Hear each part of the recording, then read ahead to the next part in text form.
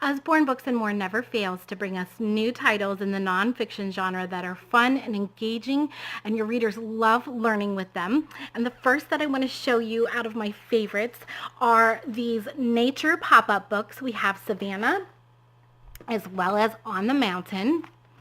And I just want to show you how cool these pop-ups are. They are really fantastic. They're really big and really fun. There's a nice little rhyming story on each page, as well as some fun nonfiction facts about each creature that's featured. And as you can see, these pop-ups are just so cool, and they are going to have your readers so excited to learn about these animals. I love the tumbling bears and the eagle. And the last page features all the animals on the mountain that you've just learned about. Before humans were in space, dogs were in space. This is the true story about two dogs from Moscow that were strays, and they were found, and it was discovered that they were the perfect candidates for a space program that was launching dogs into space to study how living creatures could survive and if it was safe before humans went. So it shows them launching into space, and then it shows their adventure into space. Your kids are going to have so much fun following these pups. Some of the very first astronauts. And spoiler alert, they do make it home safely.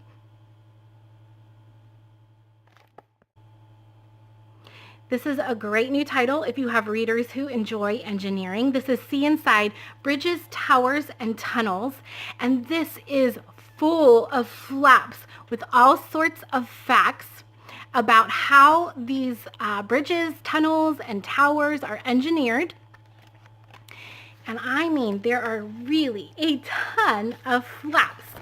And the flaps are just great. They show you the actual architectural design as well as features that people enjoy on the structure. It is chock full of information on all sorts of really cool towers and bridges and tunnels from around the world that will keep your engineering minds very busy and excited to learn.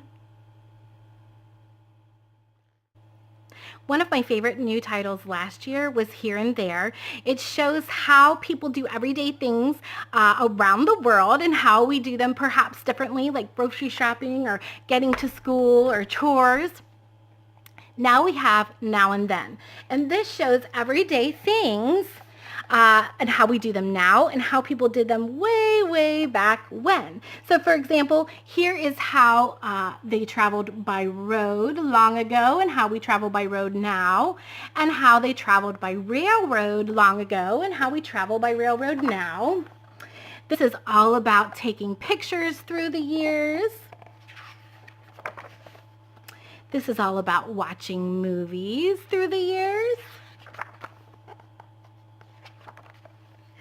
Finding food way, way back when to now. So all kinds of really interesting historical facts about everyday things that we do and how people once did them. The last book I want to share with you is The Everyday Journey of Ordinary Things. This is such a fascinating book about all sorts of things in our life and how they come to be. So for example, this shows you step by step everything that happens when you drop your mail off at the post office or in the mailbox, and everything it goes through to arrive at its final destination. This shows you how jeans are made, how paper is made, every step from the tree to the final product. Where does my suitcase go when I fly? From fossil to car, all about how fossil fuels are made. Lights, camera, action, the process of making movies, how the internet works, all sorts of everyday things that we use and how they come to be. Those are just a few of my favorites. I hope you saw something you liked. Thanks so much for watching, and thank you for raising readers.